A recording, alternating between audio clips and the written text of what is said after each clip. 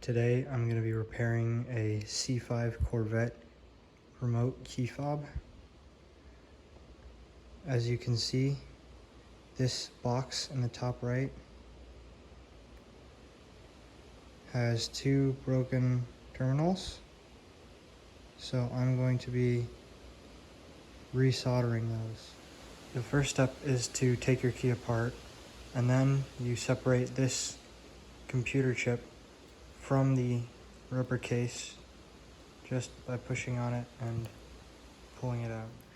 After you get it out, you can take your flux pen and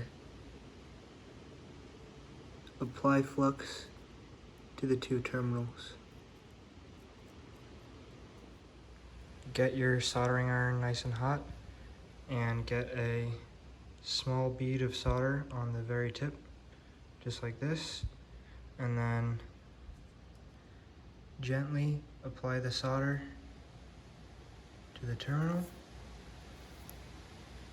and build up a glob, and then it should be good.